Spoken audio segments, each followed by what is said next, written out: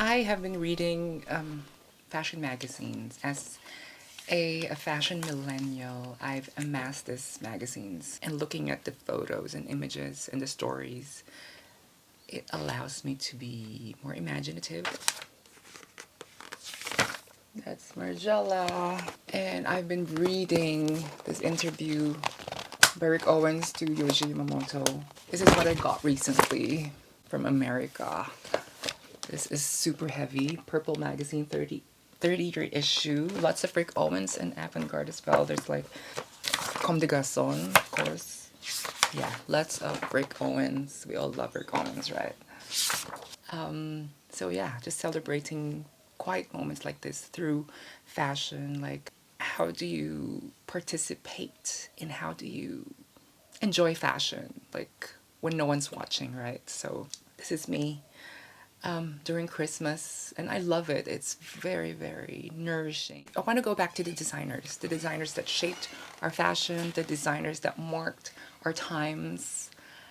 And there's just something therapeutic with their voices, with how they share their thoughts. Because when things get too loud and too overwhelming, I retract and I go to things that are pure. And right now we are hearing a lot of voices. So as we turn this confusion to cohesion, I wanted to show you my style, my uniform. What is my uniform actually? We just need to tag what this person telling us, what is she adding to the clothes, because that's the least of it.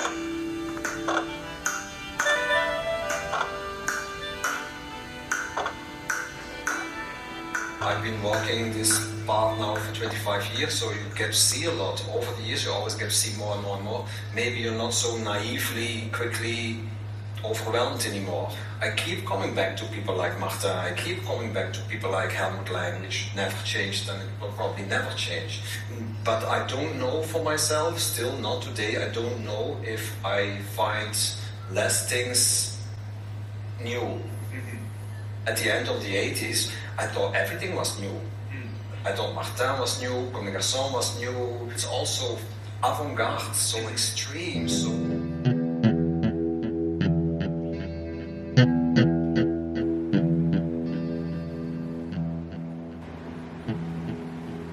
I like the energy which comes with a surprise, and this energy was completely lost. Everything was immediately pushed out on the internet. I felt a little bit lost. So I felt more and more sad in a certain way.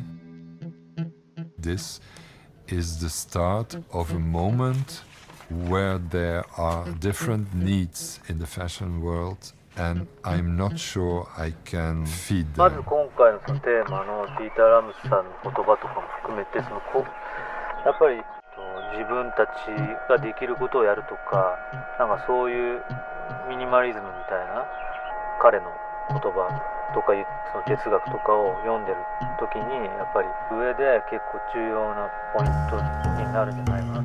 How you can really express the time where we are in today. The fashion I'm always after is really a mix of pieces who have really a certain class. And on the other side, I love very much to really think also in fashion very future forward without being futuristic. I really love the pure elements of fashion. How you can really express the time where we are in today. The quality and the luxury is really to leave everything you can leave off. I'm able to use the most interesting fabric, and I can work with proportions, and fashion is always such an interesting way to think and to be creative. So I think the essential of luxury is really the quality. I'm able to work very artistically in cutting.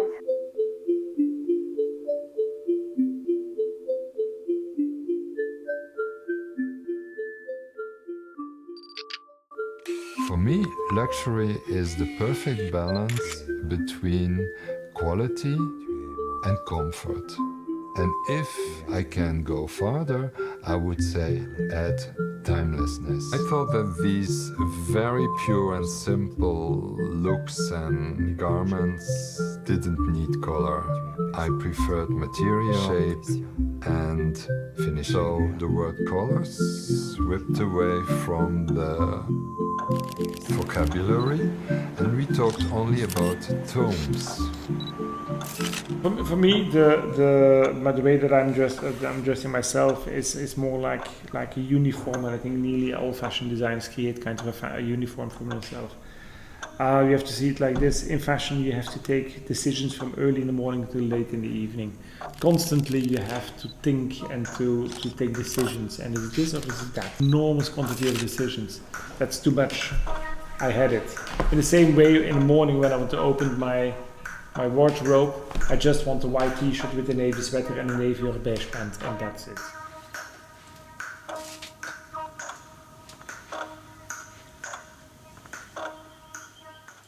I often get asked what is like my style inspiration, like how do I get my style, how do I get inspired.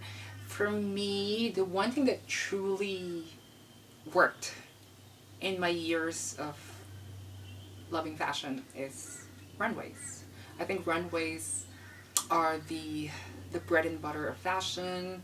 There's so many styling ideas that stem from it. I suggest looking at collections, maximum of 3 to 5 designers, like watch it 20 times, dissect it, deconstruct it, study it, marinate in it, and I think it's a good practice to be able to absorb it in a way that you'll use it as within the context of your life, within the context of your lifestyle, your environment.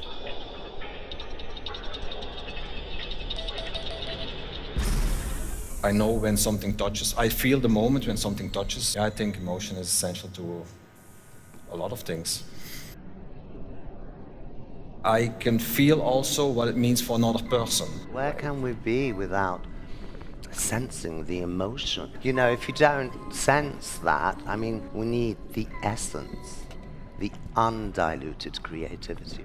And I just now realize that imperfection actually gives me many more possibilities. I try also to see beauty in decay, and beauty in maybe some things which are not always such a pretty sight to look at. I was kind of trying to go for beauty in a kind of earnest way. I think there's beauty in everything.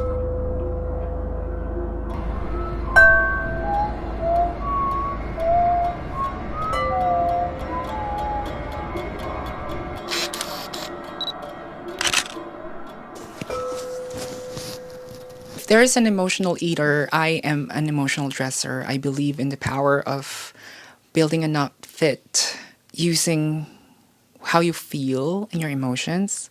When I wear things, oftentimes it's a result of unspoken feelings trapped within. And I know brighter colors don't normally entail happiness, but for me, there's something brave when wearing colors, and I have been loving colors lately, and it does make dressing up more fun and challenging.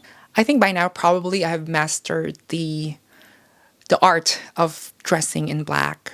So now I'm at the stage where I find happiness in color. You know, sometimes I just lie in my bed and close my eyes and think of just crazy ideas that could become something interesting. Because in a way, I never like people to get too locked into seeing something right in front of them. I always find like if you see something that's inspiring, you should look at it and almost immediately look away.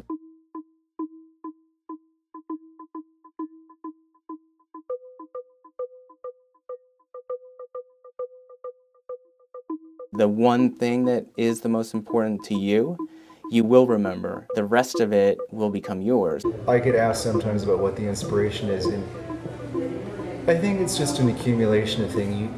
Like every creative person just draws on their memories of their favorite things, and you just kind of make your own collage of it. And I always think of it kind of like haiku. You take a couple of elements and you try with the fewest elements possible to create a whole new composition that is your personal expression. And sometimes it works, and when it works, you can kind of create this whole world out of the fewest elements possible. I'm trying to make a kind of a straight line from point A to point B and make it as pure and graceful as possible. 川久保さんにとってこうファッションを表現する材料でもあるし、刺激を受ける材料でもあるし、絶対必要な存在だと思います。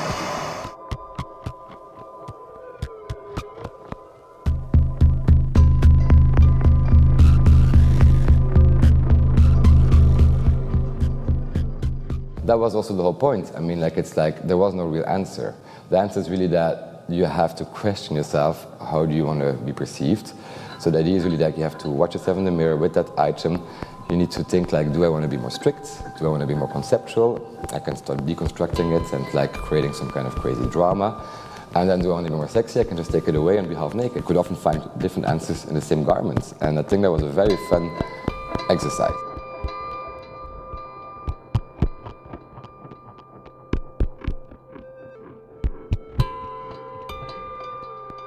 I think there's so many reasons why fashion are there. Again, reinforce the message why fashion was so beautiful. It's because you give empowerment to people to be themselves. And that is for me the most beautiful thing of fashion. And many brands have different reasons, but what they have in common is that they are empowering people. When they buy an item or wear an item, they feel like how they want to feel, they can show themselves off how they want to be perceived. I really want to look at this idea what it means to pretend, because it's a word that's thrown around a lot where people don't often use it positively. If you're pretentious, obviously you're ingenuine, all of those things. And I thought, actually, if you think about all the things in our lives that transport us, they're based on pretension. If you look at actors, if you look at stories, if you look at films, they're all based on pretending, and they transport you. So, whether they transport you to other worlds and hopefully in a way make you feel better. Yeah. So I thought of pretension actually as more of a creative force, but they get so absurd that they get also quite serious. So there's this bizarre space between absurdity, peculiarity, but also humor. You young people, have you ever tried to look at mirror? Your right face, sometimes gentle, but left face is angry. Human being's face is asymmetrical. Like face, human's body is asymmetrical. Like very typical symmetrical is like this. I don't know why. But anyway, so many people like this. So many people like this. Human being's body asymmetric. And I'm very much inspired by this.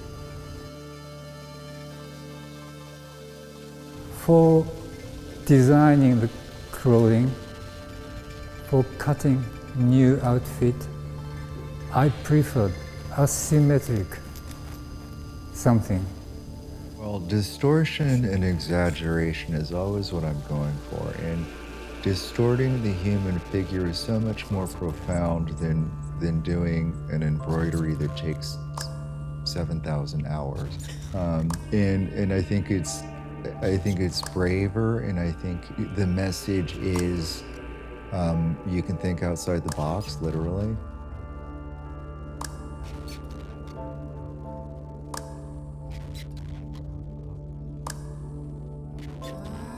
When you exaggerate like that, you are promoting open-mindedness and acceptance and tolerance and all these great things. I resented like when you'd see a runway show that was over the top and fantastic and glorious and like everything was, and then you weren't able to buy it. And you were only able to buy the commercial things. And I always wanted to do extreme proportions or exaggerated silhouettes, but make them in a way that people could actually wear them. And that's how I started out. I made long bi-skirts with trains, but I made them in washed wool. You know, it kind of looked like vintage, and it kind of looked cool anytime. You know, like how you can wear like a vintage sequin thing that's kind of in tatters. You can wear that in the day and it's cool. It's not like you're trying to be red carpet.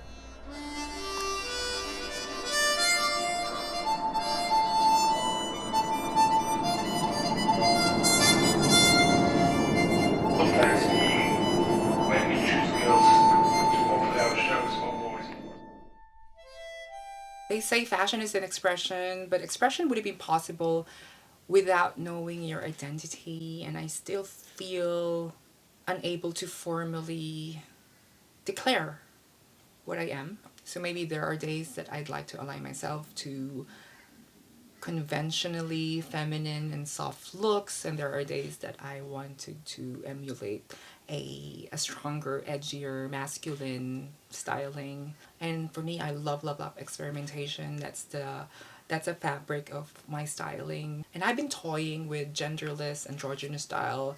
It was like a bridge between my body, my vessel, and between my soul, what's inside of me. And I like to believe that gender is just an illusion, but the world that we live in constantly opposes that. We may never know the real answer to that, but at least in fashion there is.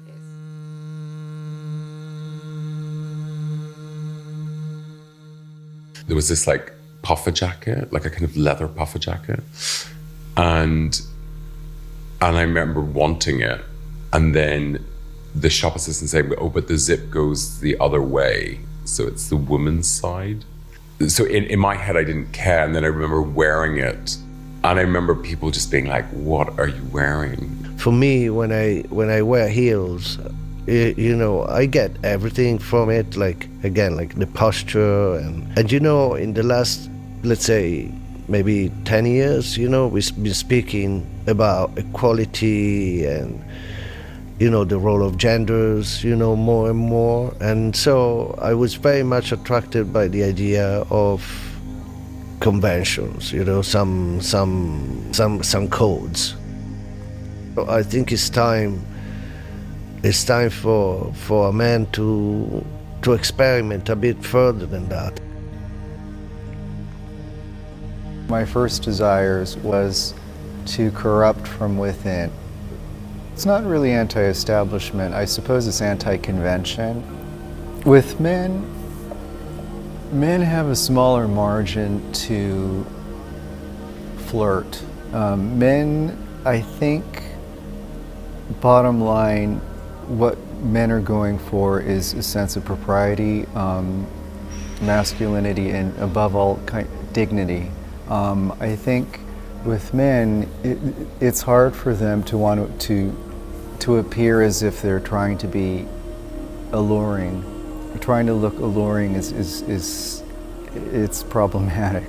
With women, it's acceptable. There's a bigger comfort level to exaggerate, to be coquettish. Women can afford to be more playful. Yeah, there's definitely a big divide as far as I'm concerned. So I always was obsessed by this idea of like this sort of like the coding that you get in clothing. And I've always been kind of fascinated by this idea of gender. I sort of realized that clothing can have this sort of divisive act somehow, or like make people feel question identity ultimately. What does it tell you about yourself ultimately? The men can't really be dictated to so much. I think it's personal, so it's the hardest part of any house to design. Men don't like to be thinkers as women. So.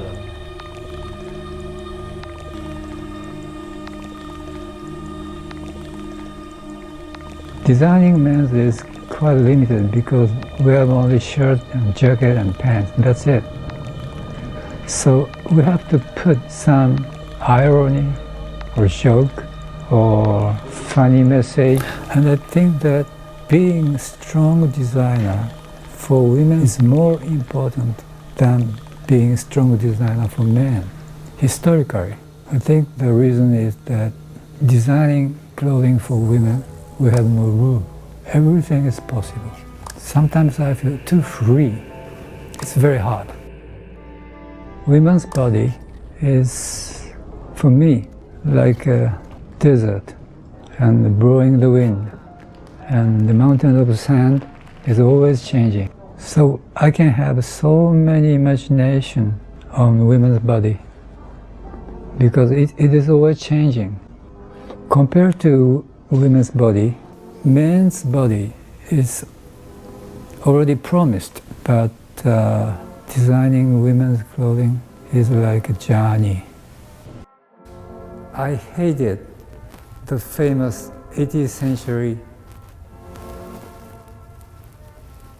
curved body, beautifully nice hip corset, and very tiny shoes as a doll for men.